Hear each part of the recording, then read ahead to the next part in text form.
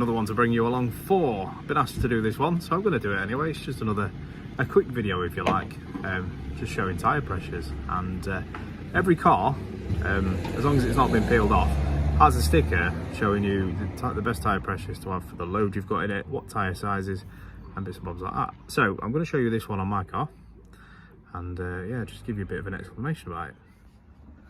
So in my petrol cap, I've got the sticker that I'm referring to, which is this one just here. Now what it does show you is, it will show you, particularly on mine, you've got R16, R17 and R18. Now that refers to the tyre size. Now if we can just show you just down here, I can show you my tyre size, which is R16. Now your tyres in the UK in particular will have an R and the number, so the size of the tyre. So we can follow R16.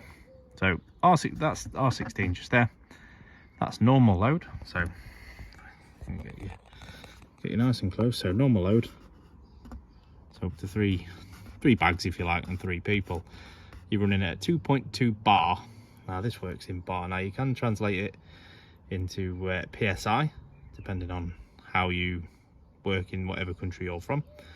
There's also an eco mode, which is the same load as that, just eco. So a little bit better on your fuel. Now the only downside to that is it means the tyres are harder, so the ride is a bit harsher. But that's not an issue if you don't mind feeling a few more bumps in the road. Not a problem. You can put it up to 2.5 bar, which is fine. That's 2.5 bar.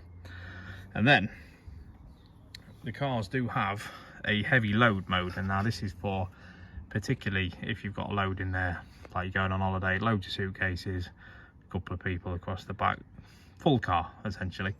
It will keep the front on eco, it will keep the front as it is, because all the weight is on the back of the car. Now if you was to have 2.5 bar fully loaded in the back of the car, you'd probably find that your tyre would squash quite a lot, and it'd be awful to drive. So Skoda particularly stipulate you put the back tyres up to 3.2 bar, which is the maximum for these tyres on this car, as you'll see.